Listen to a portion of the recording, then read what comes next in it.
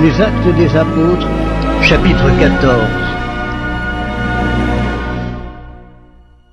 À Icône, Paul et Barnabas entrèrent ensemble dans la synagogue des Juifs, et ils parlèrent de telle manière qu'une grande multitude de Juifs et de Grecs crurent.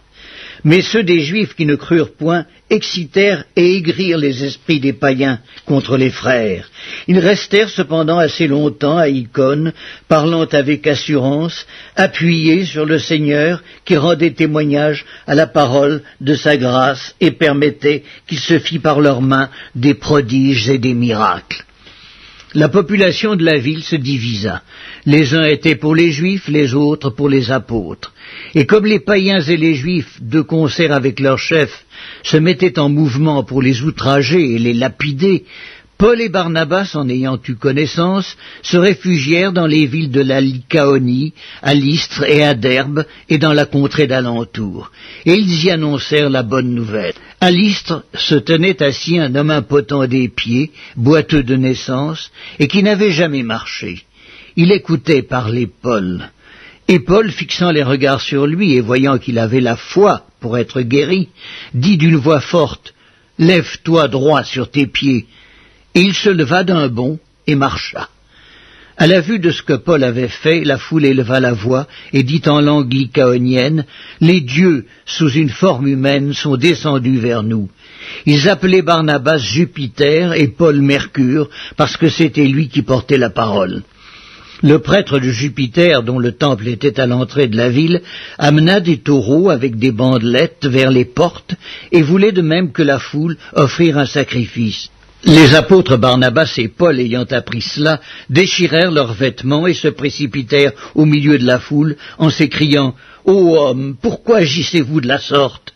Nous aussi nous sommes des hommes de la même nature que vous. » Et vous apportant une bonne nouvelle, nous vous exhortons à renoncer à ces choses vaines pour vous tourner vers le Dieu vivant qui a fait le ciel, la terre, la mer et tout ce qui s'y trouve.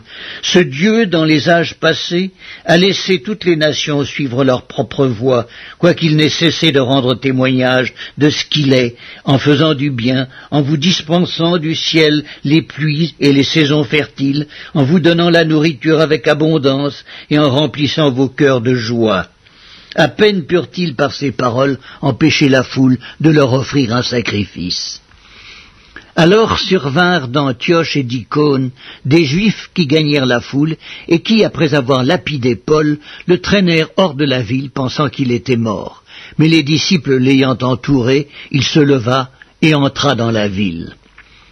Le lendemain, il partit pour Derbe avec Barnabas.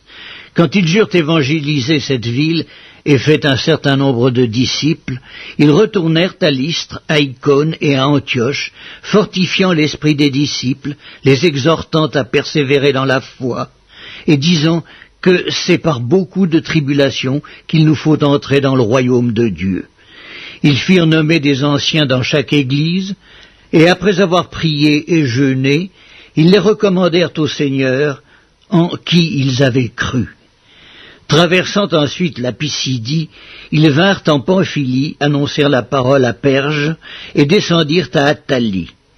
De là, ils s'embarquèrent pour Antioche, d'où ils avaient été recommandés à la grâce de Dieu pour l'œuvre qu'ils venaient d'accomplir. Après leur arrivée, ils convoquèrent l'Église et ils racontèrent tout ce que Dieu avait fait avec eux et comment ils avaient ouvert aux nations les portes de la foi. Et ils demeurèrent assez longtemps avec les disciples.